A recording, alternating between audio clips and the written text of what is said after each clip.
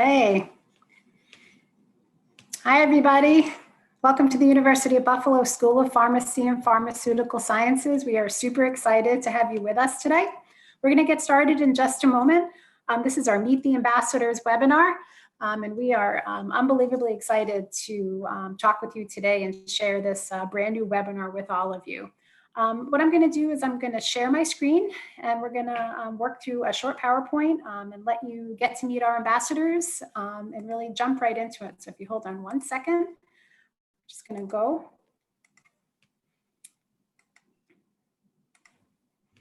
Okay. Just going to hold on one second. Everyone can see that okay? Good. Okay, great. So again, welcome to the Meet the Dean Student Ambassadors webinar. This is our first one. We are unbelievably excited. We have spent quite a few weeks preparing.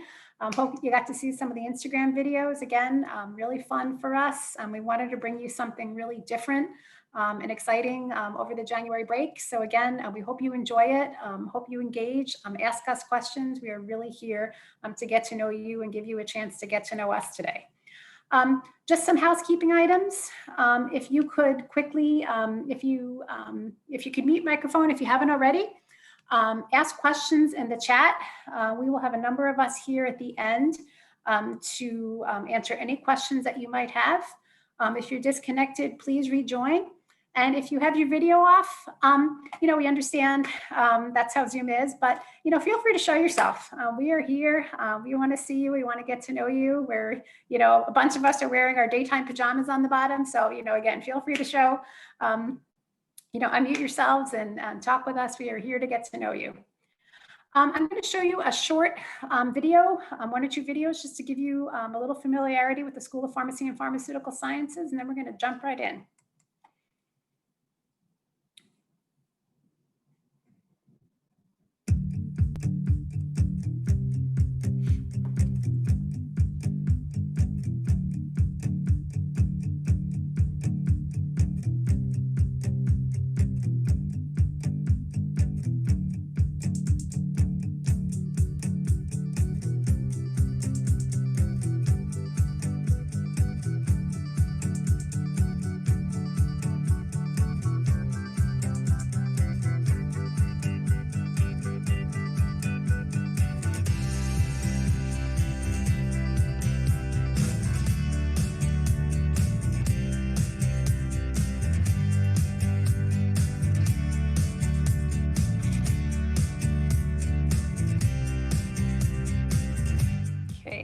And then, hold on, just a very quick look at our building. Unfortunately, we're not in our building too much right now. We hope to be back there soon. I'm just going to give you a quick look.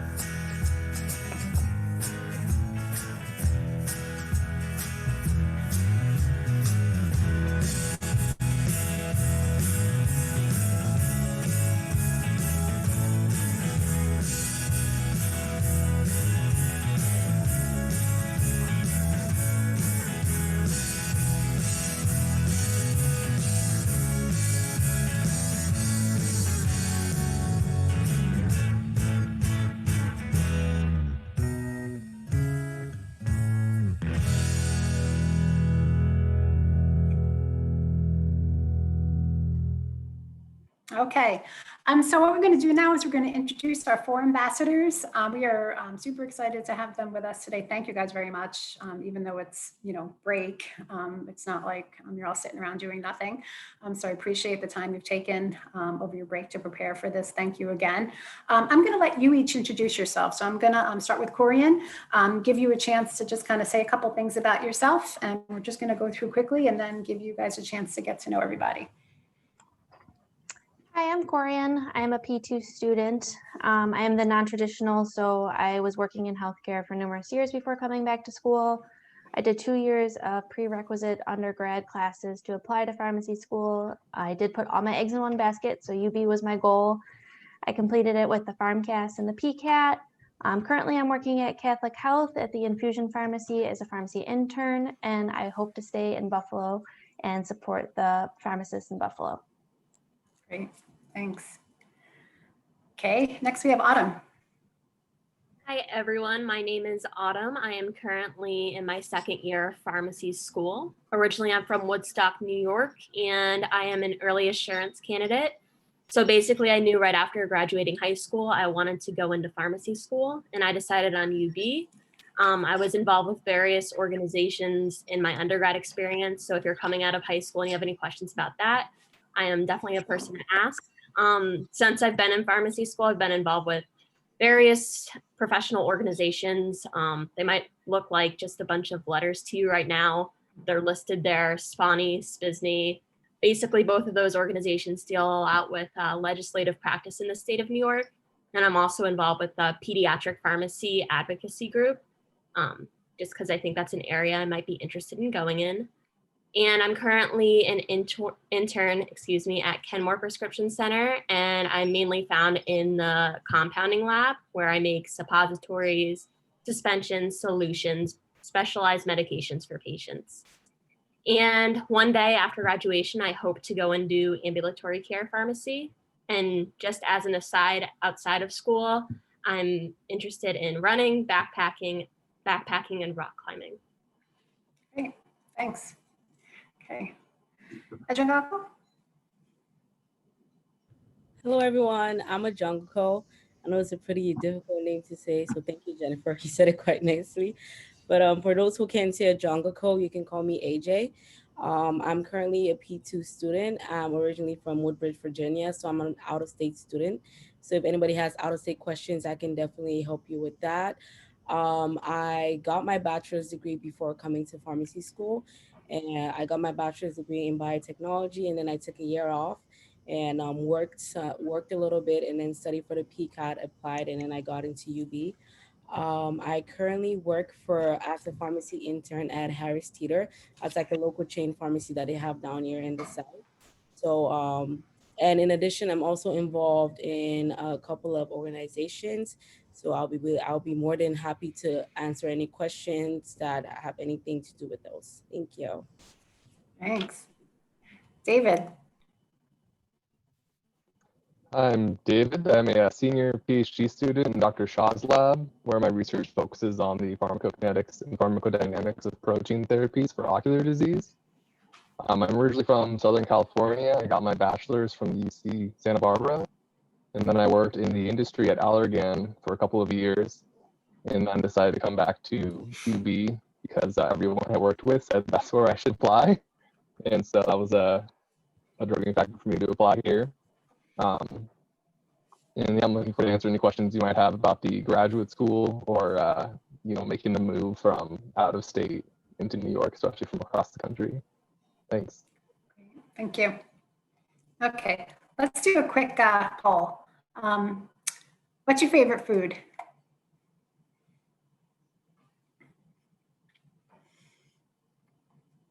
Ooh.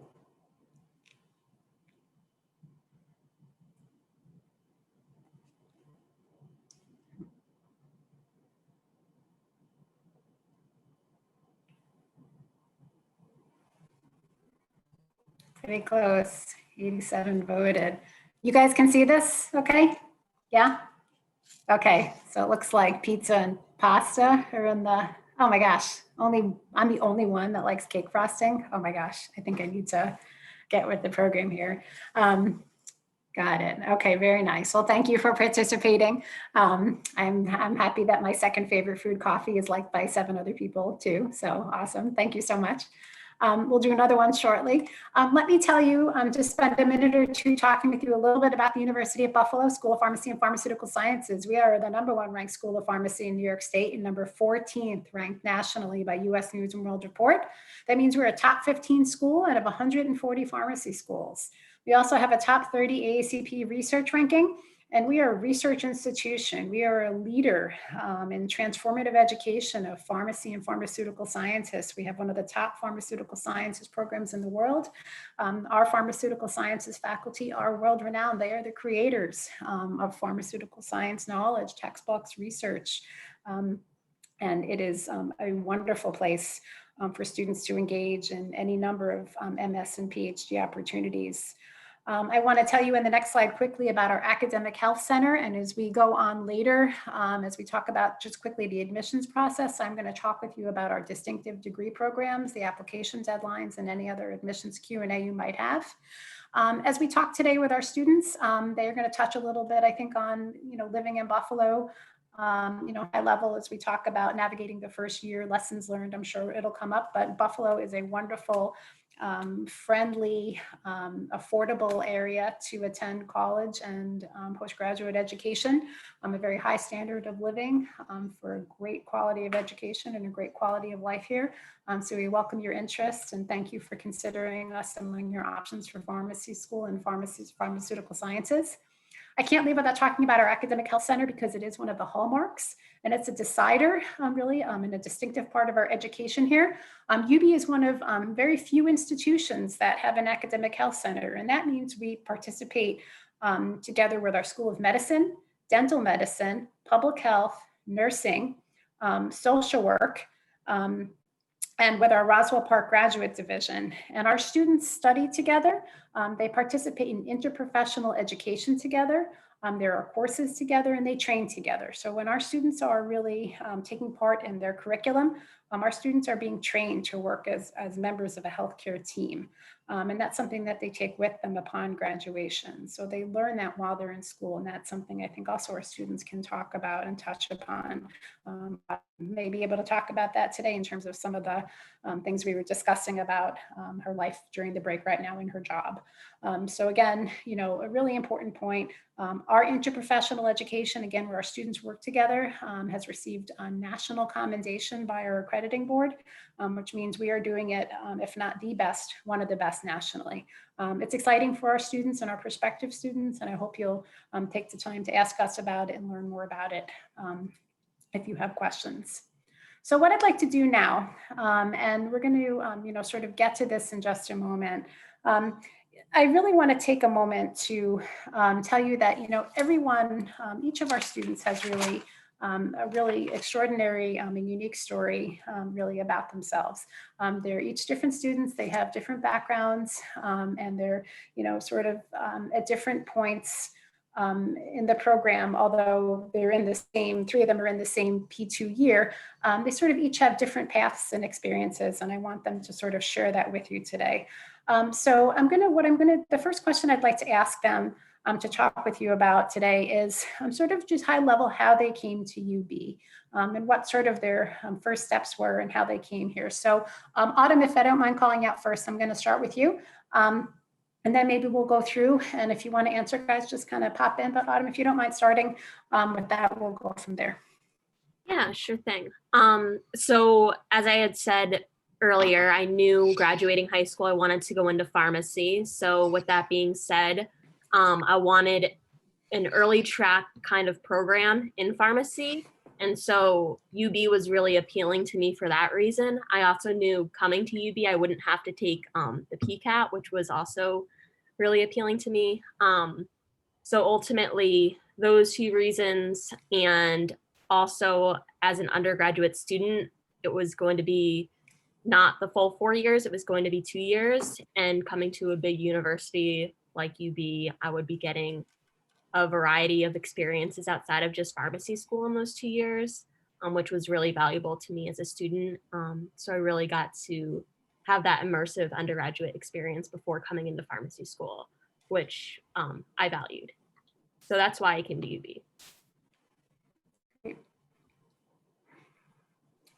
I guess maybe Corinne. Yeah, thanks. No problem. So I have a different track, I guess, why I came to UB. My roots are deep in Buffalo, so I wasn't planning to leave.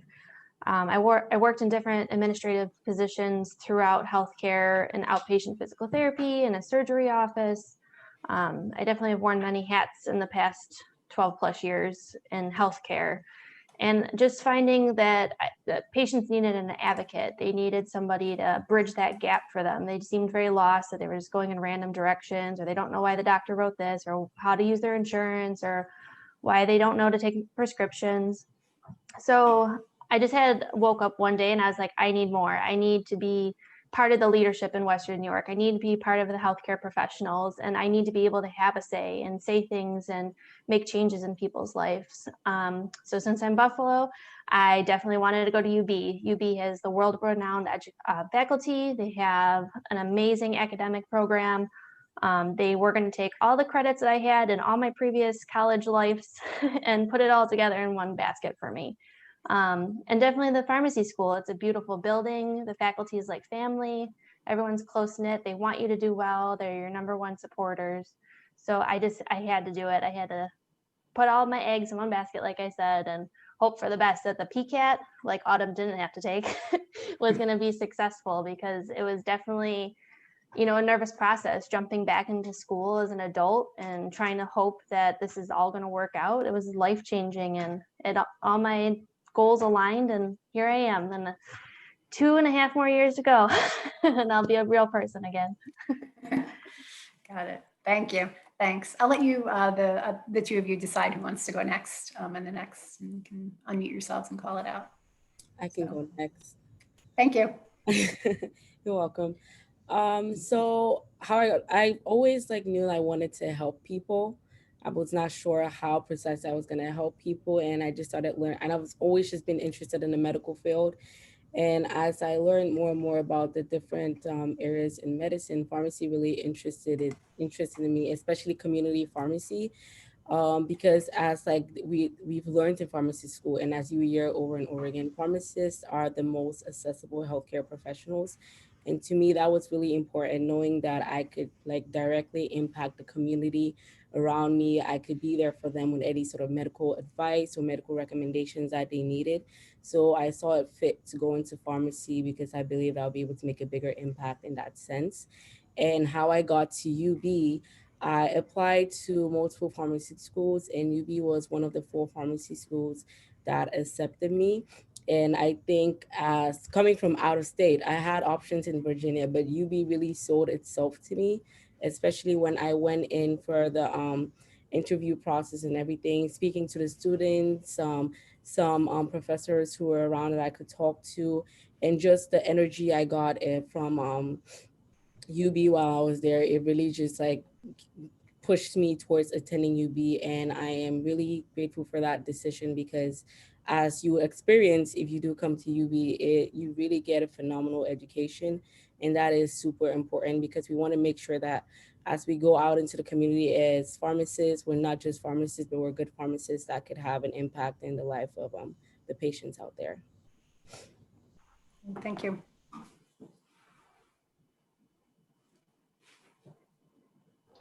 So as I mentioned earlier, I'm originally from Southern California, and I'd always had an interest in medicine, and so I went to UC Santa Barbara because they had a program in pharmacology.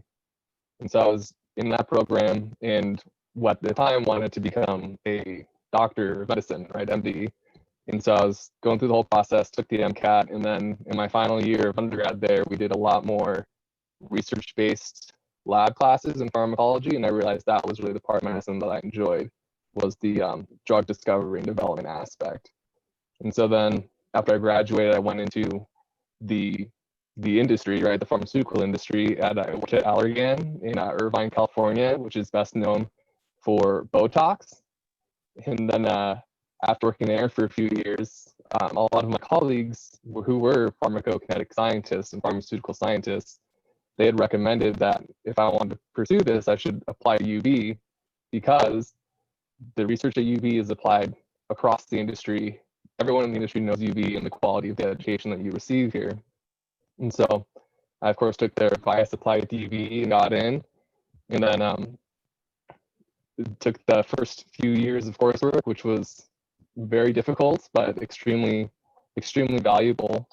And especially when you consider that various seminars that the professors put on for people in the industry, they get to come for a weekend to try and learn what we get to learn in 2 years. So we really become experts in the field, get it with the education here. And so I joined then Dr. Shah's lab pursuing pharmacokinetic and pharmacodynamic research in ocular diseases, which was something that I've been working on at Allergan and looking at ocular drugs.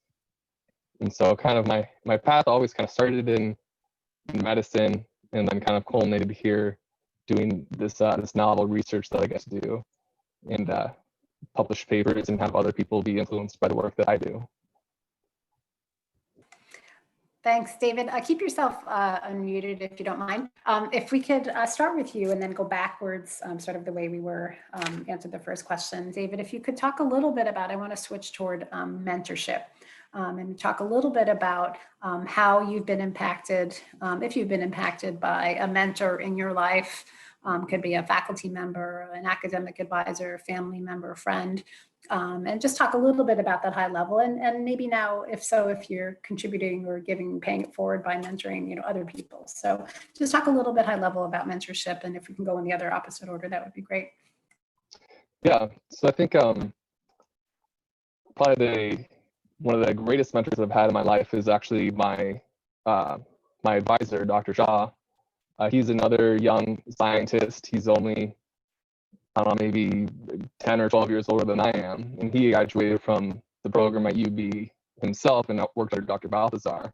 And so he was able to give a really good perspective for a student and what you can learn from other scientists that you work with, your professors, and how to navigate, working in the lab and working on schoolwork and your personal life. And so he's had tremendously valuable advice throughout my years here at UB. And so I think that really, that's one of the key things to think about when you look for an advisor is how much do you connect on a personal level in addition to an academic level, and how much they can really contribute to your life as a whole rather than just your time here at UB for school. So I've been able to kind of apply some of the teachings that he's giving me to junior students in our lab. I've trained various master students and undergrad students who come through our lab for their research projects or just to check out our lab to see if they want to stay. And so I'm able to impart some of the wisdom that he's been able to give me to them and help guide them on their choices. Then also as part of the Dean Student Ambassador, I've acted as a peer mentor with a weekly office hour for any student, especially from the graduate school program, who wants to come in and ask about any questions they might have as they try and navigate their way through graduate school. Thanks. I think in general, mentorship is super important because it gives you a different light into things. I feel at various stages of my life, I've had different mentors depending on what direction I was going to. So from when we're younger, I believe it's the same for most people. Your parents sort of act as your mentor on how to do things and how to maneuver life. And going into my pharmacy career, luckily for me, I knew someone who was in pharmacy school. So I believe that sort of gave me sort of like a firsthand experience as to what to expect from pharmacy school and how to maneuver my way into pharmacy school. Like for example, taking the PCAT, she actually helped me to use Dr. Collins' study. And I believe if I didn't know her, I wouldn't have had that resource that was necessary. So mentorship is really important it helps with resources and it helps with various other things as it comes to maneuvering whatever path you're going down.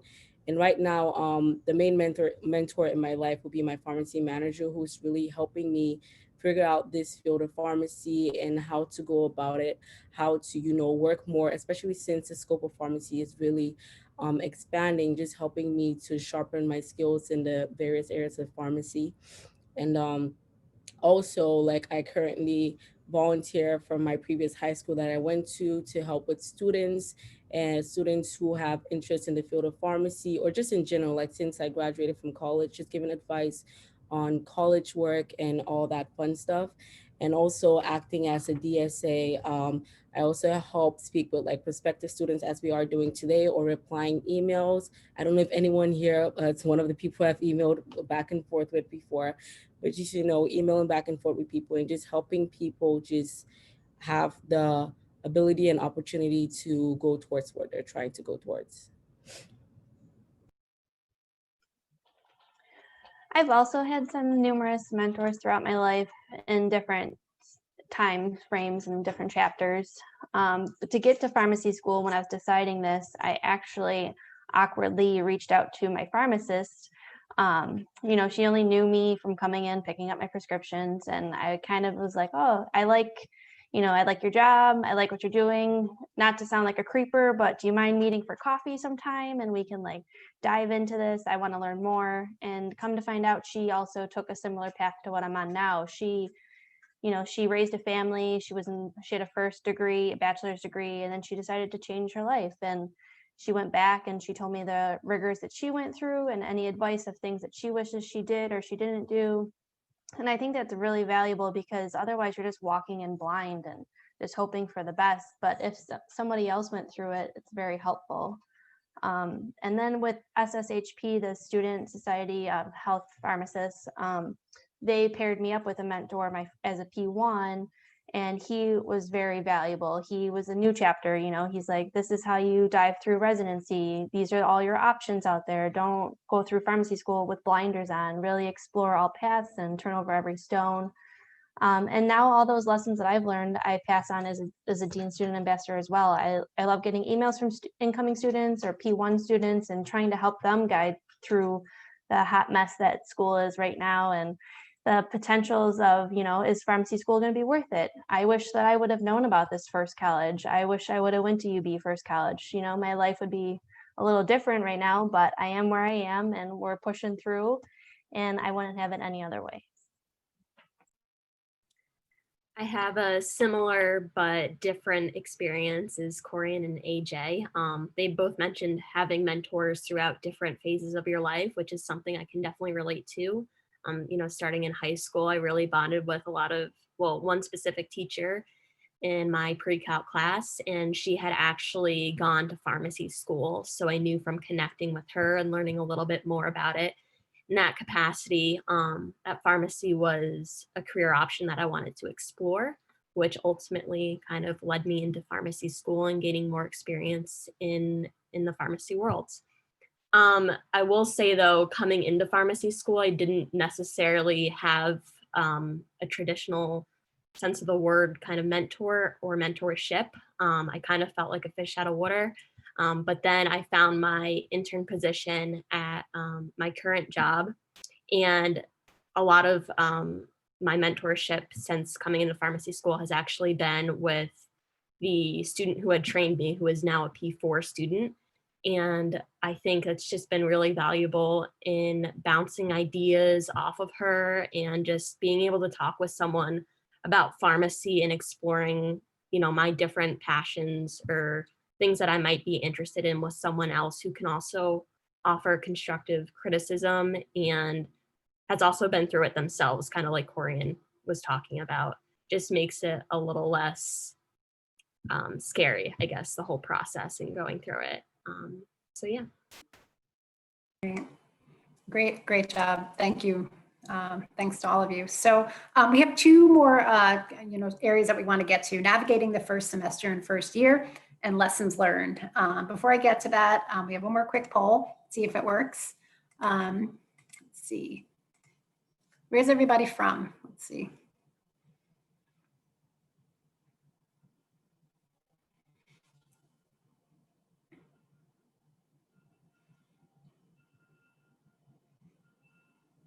Just watching. Looks like we have a lot of Northeast.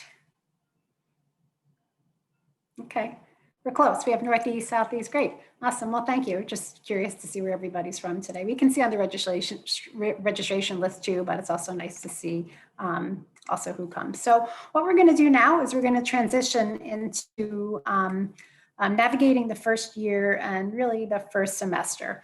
And what I'd like to do is maybe in a different order, if you could each maybe just take one of the areas, either maybe the one that you suggested, or an area that's was, particularly challenging for you in terms of your experience or habits that you had to change or adjustments you had to make, and maybe just talk about it briefly. So I'll let you, whoever maybe wants to unmute first and call it out, feel free, but can feel free to talk about each of the areas, and then we'll move into lessons learned, and then some quick admission stuff, and give you all a chance to ask questions. Okay. I guess I'll take on the work schedule. I was blindsided. Well, everyone warned me. Everyone said, whatever hours you worked in undergraduate or before coming to school, whatever hours you were doing, you're not going to be able to keep it up. And I was like, no, I have to keep it up. I still have bills to pay. And I tried really hard my first semester to work 24 hours a week and the school classes. And I just crashed and burned. So I recommend following the recommendations from other students before me that said to keep it to 8 to 10 hours max, even 12, just like 2 to 3 days most. Just accommodate your schedule, give yourself more breaks than you think, because you're going to need them, and you're going to need longer time gaps to get schoolwork done. It's not it's not downtime. You just need more to catch up. I can go next. I think something that's super important, and I had to learn as I went through pharmacy school, was definitely to have a good group, like a good group of friends that you can rely on. You will need support from your friends and your classmates. My first semester, I feel like I didn't properly adjust to pharmacy school, so I felt like a lone wolf, and I really didn't have any help. And I realized that I needed to fix that ASAP because you cannot do pharmacy school by yourself. You need support from your classmates. You don't necessarily have to be best friends with everybody, but just keep great relationships with your classmates. Attend these student organizations, because during the student organizations, you meet upperclassmen, and upperclassmen can give you insight and stuff that your classmates might not be able to give you. Again, just keep great relationships with your classmates, so you have people to ask questions on, to rely on. Because especially now with COVID and everything, and we're remote, there's so many times that I've missed a lot of things. And if I didn't have, we have a class group chat, if we didn't have that, I would just be lost. If I didn't have my my friends that I have a group chat with to ask 1 or 2 questions, I would be lost. So please definitely try as much as you can to create, have great relationships with your classmates, create great relationships with upperclassmen. It will really help with maneuvering your way through pharmacy school. I can jump in. Just piggybacking off of what AJ just said, I would say support from peers, super important. Definitely something I overlooked coming into fall semester. As I had mentioned, I was an undergrad early assurance candidate, so I kind of already had my group of friends outside of pharmacy school established who were still in their undergraduate years who I was living with. But pharmacy is a whole different game. It's really important to, find your support group and just find people that make the day entertaining and help you get through the hard exams, the hard classes. And I would also say, in terms of coming into pharmacy school, I really had to adjust my study habits. I was a student who really liked rewriting their notes. Well, not even just writing every single note that I possibly could. But you kind of come to realize that you don't have time for that with the amount of coursework that you have for pharmacy school. So that kind of took me for a loop. So just having an open mind in terms of learning new ways to study is something that I think will do well for you as a student coming in.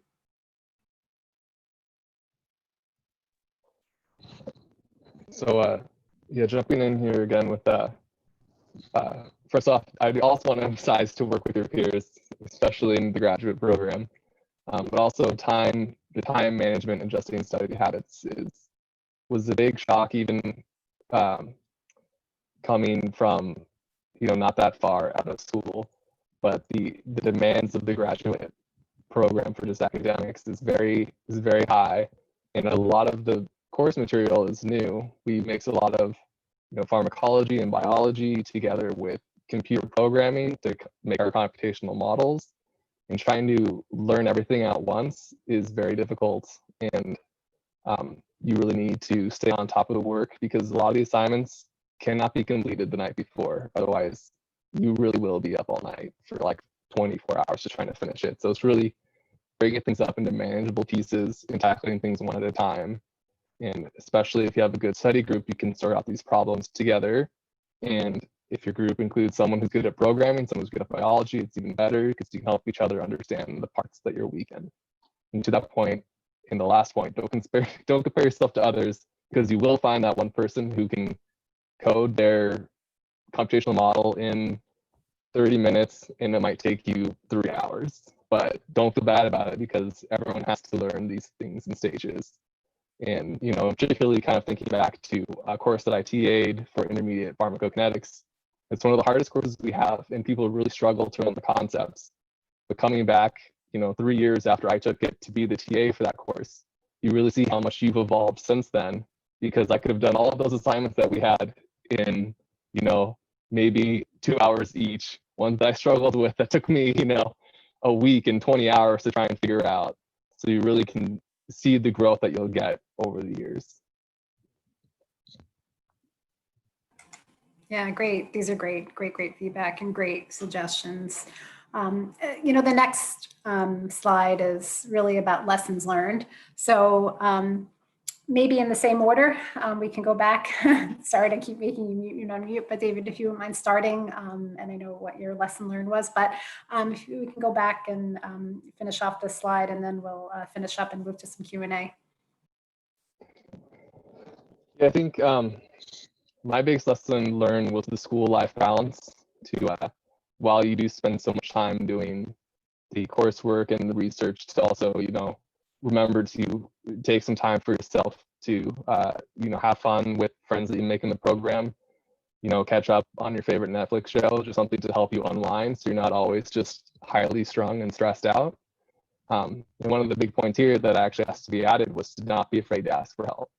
I mentioned earlier as a TA, you know, I TA'd both the pharmaceutical sciences course as well as a pharmacy course. And there, you definitely can see that the best students in those courses were the ones that came to TA office hours and asked for help for things that they needed clarification for people who got their exams back and wanted feedback. They definitely came and got that, and you could see them improve for the next exam, the next midterm. And so that's really the biggest thing, is not be afraid to ask for help from the TAs or from the professors. All of the professors are extremely approachable, and they might seem intimidating when you pass them in the hall, but you just can knock on their office and they're more than happy to talk to you about, you know, the coursework, and then half the time they'll start chatting about the bills. So definitely don't be afraid and don't be intimidated by them.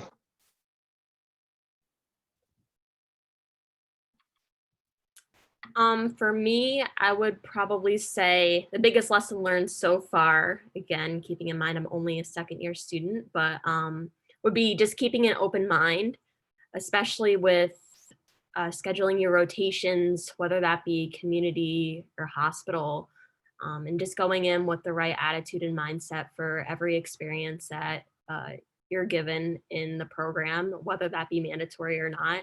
I think it makes a really big difference in terms of just your experience after the fact and being able to reflect on it. And even if you don't necessarily enjoy a specific rotation or mandatory event that's required by the school, then you learn from that and you realize that maybe that's not the area that you want to go into or that you don't particularly enjoy. Something that's not mentioned here, but it was mentioned in the last slide.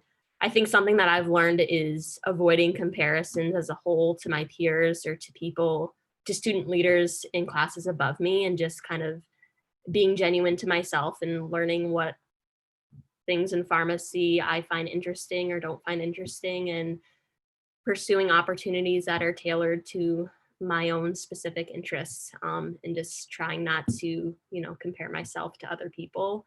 And that goes along too with study habits. The way I study, the way I learn is very different than the person that sits next to me in class. So I'd say that's it for me. The lesson I learned was that my first semester was a very humbling experience. I realized that pharmacy school was completely different than undergrad. I think I did a pretty difficult degree from my undergrad degree. I got a degree in biotechnology, but that was definitely nothing compared to what I experienced my first semester.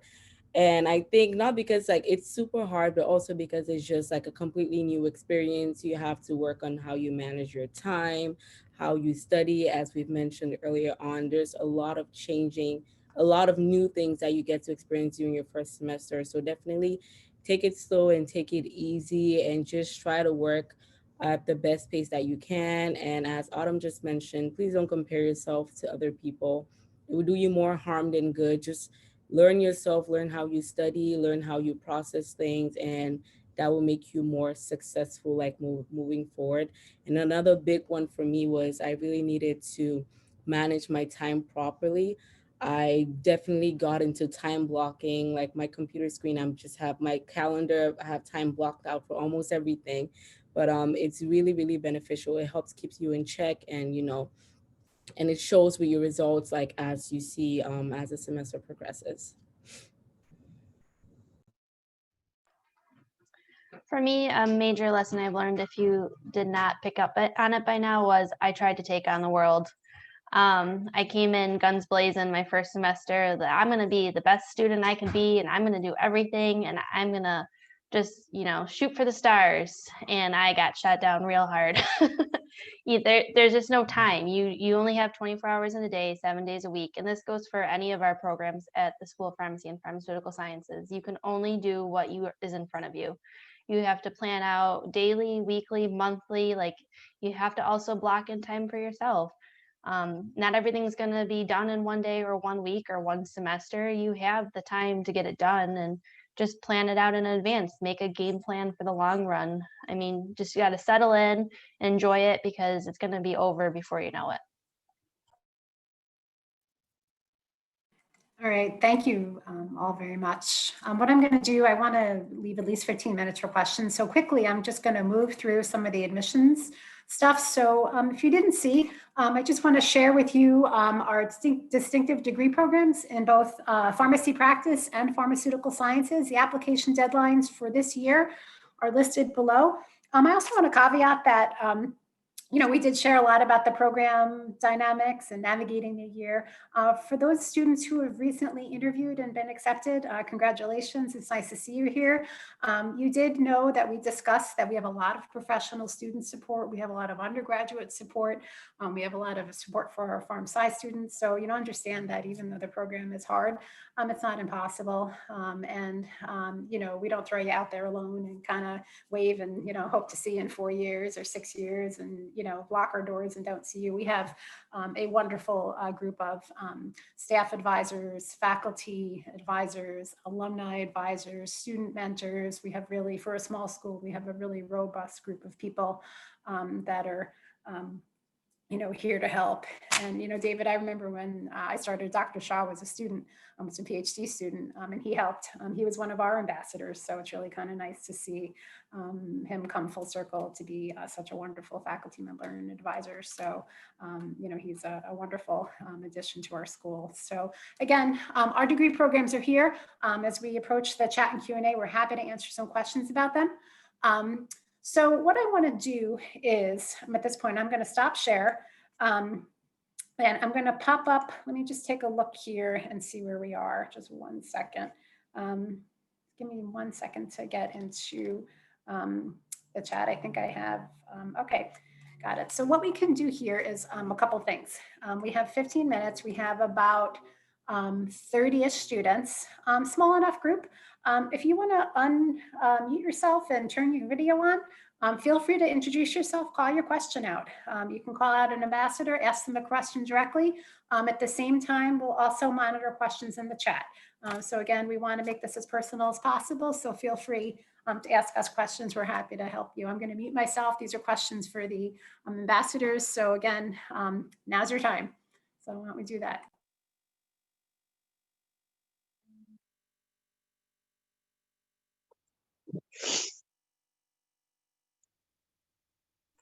I have a question for everyone to get the ball rolling. Who's a Buffalo Bills fan?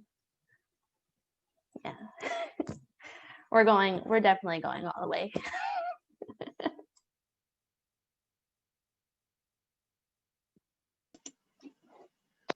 I have a quick question. So this is for anybody really. What community outreach programs / organizations does the school participate in?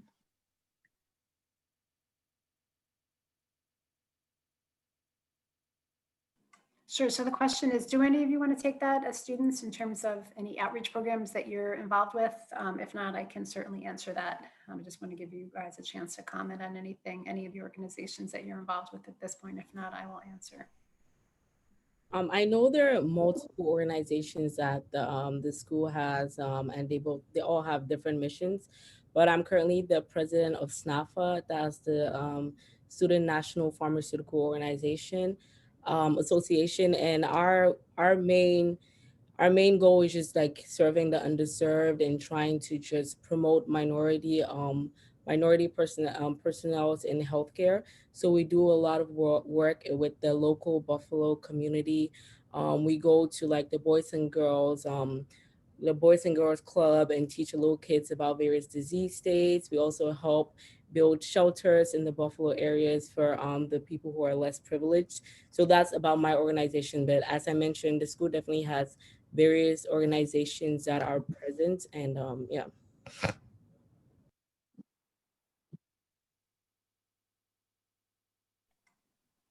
Taylor, I'm going to answer quickly because my dog is barking. We have an extensive school-wide outreach program that is a combination of global, local, regional, statewide. So it's it's tiered, or it has different arms. So we have a faculty member that focuses extensively on global outreach. She actually also does quite a bit of work in our local community with our refugee populations. We have a number of different faculty that work on state and regional outreach. So it's not one particular thing. So it's different areas. Some of it's legislative, some of it's community, some of it's global, some of it's based in different areas of pharmacy, if that makes sense. So a lot of it students choose based on interest, areas where they'd like to, go, faculty they'd like to work with. A lot of our alumni are also involved. So I hope that's a broad answer to your question, but much of that work is also driven by student interest as well. So.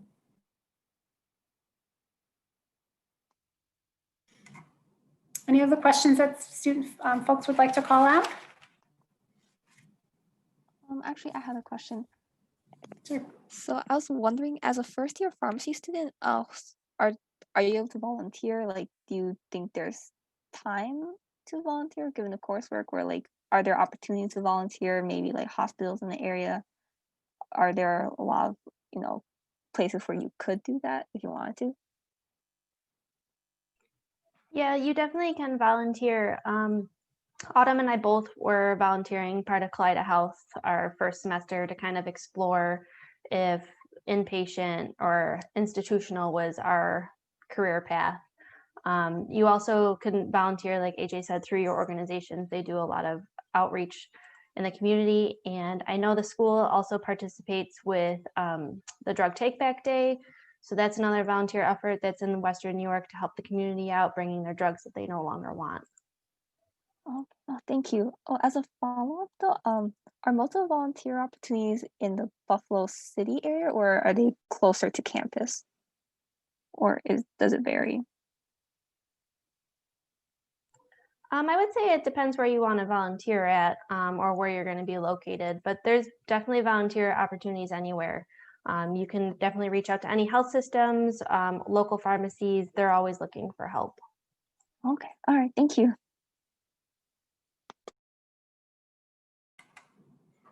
Great. I see a question in the chat that Christine got to. So if anybody has other questions that you want to call out, feel free to do it. I have a question. If the PhD program has qualifying exams, what exactly are those like, or what do they entail? Great question. So there are qualifying exams, and I believe that now what you try to do is have a year and a half of coursework, and after the year and a half, you should be aiming to take the qualifying exams. And so there are 2 days from I think it was 9 to 5 when I took it. And essentially, any professor can ask a question based on anything in a course that they have taught. So you have to prepare for everything, and then you go in and you could be asked anything from the courses. And usually it's the big, like, overarching questions that allows you to kind of combine multiple theories or practices that you did throughout the course. And they can be programming based, they can be short answer, they can be essay questions. I think there's now open notes for some of the questions, so you can bring in your material. Some of them professors still ask for it to be closed. So usually it's maybe 4 questions per day, so 8 total, and then there can be a take-home portion as well if a professor wants you to take it home, and then you have the weekend to take it. So it's like Thursday, Friday test, weekend, and you take home. And so the number of questions can vary different times, but they're all equalized to be like equally difficult. So questions don't repeat year after year.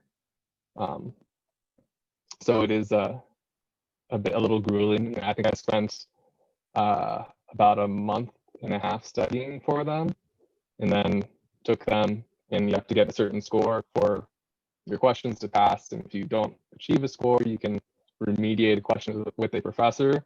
And if you do too bad in all the questions, then you can study again and retake it in the next semester. So they do it once in winter and once in summer.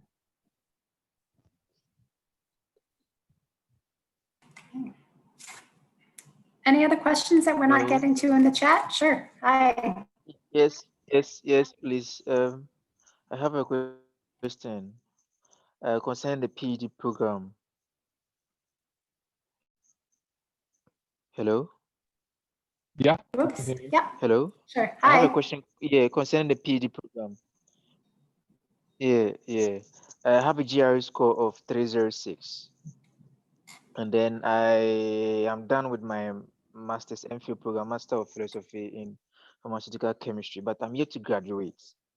And because of that, I don't have the degree certificate. And I will be having my graduation in February 25th to 27th because of the COVID. I was supposed to graduate in November, but because of the COVID situation, our graduation has been scheduled for February this year. And looking at the deadline for submission of the application, it's like the deadline is around 15th and my graduation is around 25th. And I want to include my master's degree as part of my application materials so as to be competitive for the program. So right now, I don't know what to do. Should I still go ahead?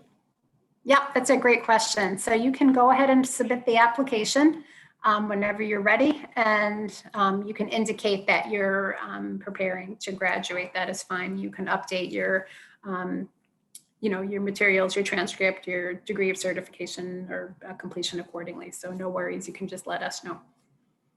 Congratulations, that's a great accomplishment. So we will take any additional information once you're done, and you have plenty of time to submit it. Okay. And should I'm an international student. Is there a need for me to evaluate my transcripts? We don't typically need, a WES evaluation or anything Hello? like that, but yep. Can you still hear me? You can submit your transcript with your application. Yes, please, We don't need an evaluation with it. We can, take a look at it, but if we have any questions, we'll reach out to you for any clarification or question.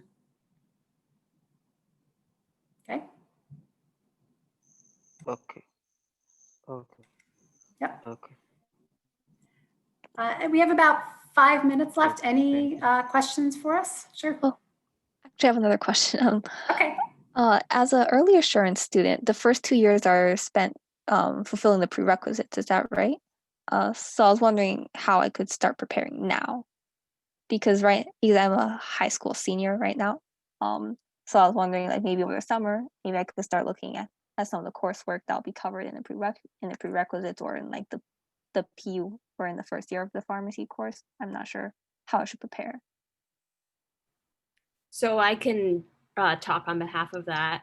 Just as an early assurance student coming in my freshman year, I don't think I personally didn't do much to prepare. I just kind of enjoyed my summer, and I think I would recommend maybe doing the same for yourself.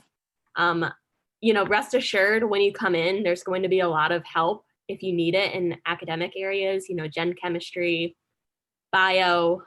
There's a lot of TAs, which are teaching assistants, who are, their whole position is to help students and to help guide your study habits. So I really wouldn't worry too much about coming in for the general courses. But that's just me personally. I guess if you really wanted to look into something, maybe just general chemistry videos or evolutionary biology, those are going to be probably the bulky 2 courses that you'll be taking coming in. Oh, okay. All right. Thank you. So all these tutoring services, they're all up and running, like even during COVID times? So as far as I know, teaching assistants, or the amount that they allocate for each class, they shouldn't have changed during COVID times. I'm sure office hours are just on an online format, such as like what we're doing today. So just entering a Zoom session and whatnot. I'm sure there's still options for that. Oh, okay. All right. Thank you. Great. It looks like we're getting to some of the other questions in the chat. We'll take maybe 1 or 2 more in-person questions, and if not, we can stay on and answer chat questions. Anyone else have a question? Please, Sure. please, with the PhD program again. I know research experience is very, very important. But my problem is I don't have a publication right now. But I am a graduate assistant at the university that I completed my MPO in, and then I've been helping with research and supervising undergraduate studies. But I haven't published any article now, any research article. But I'm in the process of doing that. But I just want to consider, would that not make me competitive for admission? Sorry, can you say the middle part again? Sorry. Hello? Yep, can you say Hello, can you hear me, prior? please? Yep, the part about I said that being, I don't have, I don't have, my problem is I don't have, I know research experience is very, very important in application for the PhD program, but I have the research experience. The thing is, I don't have articles now. I don't have publications in journals. Is that going to affect my chances of securing admission? those are highly regarded for the PhD program. Hello? Publications, presentations. You know what, Prince, why don't you hold on 1 second? I'm gonna, what I'll do is I'm gonna finish up the webinar, and if you wanna stay on, I can talk with you a little bit about the PhD application process. Is that okay? Yes, please. Yes, please. Sure, great, I'll do that. Let's take, if we have 1 or 2, more in-person questions, let's take those, and we're happy to stay on, during chat questions. Any more questions for us? Yes, I have a question. So my question is, what resources do you provide to students to aid in job placement? That's a great question. If you're talking about, are you talking about the PharmD program or pharmaceutical sciences? Yes, PharmD program. Sure. So I'm going to do 2 things. I'm going to talk with you, and I can also let our students talk with you as well as I'm talking. So this really starts, this is a partnership that happens with students and staff and faculty members really from the get-go.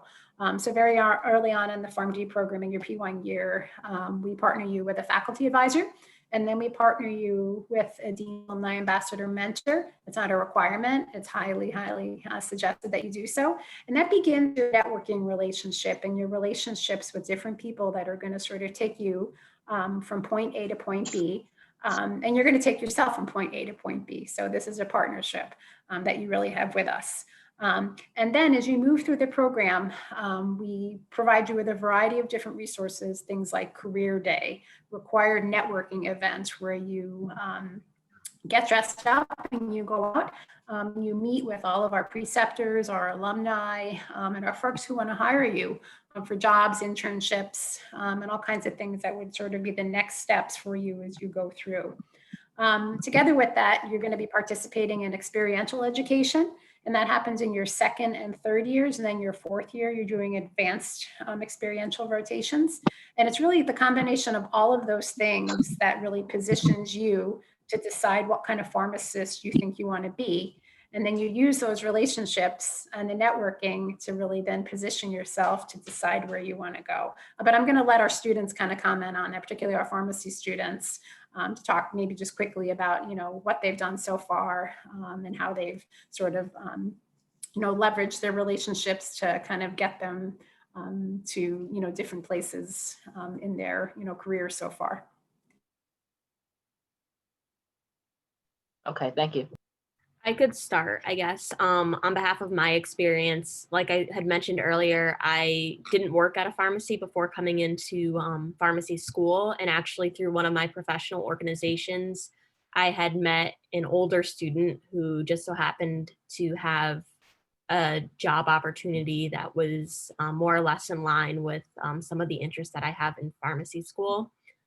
So I guess I kind of fell into my job through networking and through the professional organization that I was a part of. I agree with Autumn. I think the networking on your own is a crucial part through pharmacy school. You have to take the 4 years to the 4 years of your PharmD program to turn over every stone. The experiential education department is amazing, and that's where you're going to gain all your experiences and your chance to explore all fields that you want, and also get your name out there and build the relationships that you'll need for after you graduate. Pharmacy is definitely a small world, whether you believe it or not, and no matter where you go, someone's from UB and they're going to know about you or have a reputation of being a UB student. So I would say, like Autumn, the networking that I've done has helped me get where I am and where I want to go. I'm just going to chime in on that and say, yeah, definitely networking is super important. And you have to the school does give you opportunities and pushes you out there, but you do have to do a lot of the work to try to get your name out there, get to know people, and keep in contact with these people. Okay, so in consideration of our ambassador's time, I'm going to wrap this up.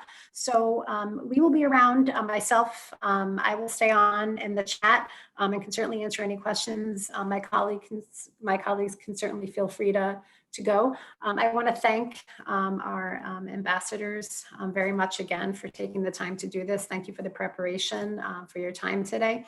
I want to thank my colleagues, Sarah, Christine, and Kara, for also their work today. And thank you all for taking the time to register and participate. We appreciate your interest. It's great that you're doing this to learn more about our program. We again thank you for considering UB among your choices for pharmacy school. I am going to stay on and chat if anybody has questions. I'm going to stop the recording. And then I will be here for everybody. So again, thank you so much. I hope you all stay well. We look forward to seeing you, and we're always available for questions. You can email us at any time. Watch us for future webinars. We're happy to get to know you, answer any questions that you might have along the way. So thank you again.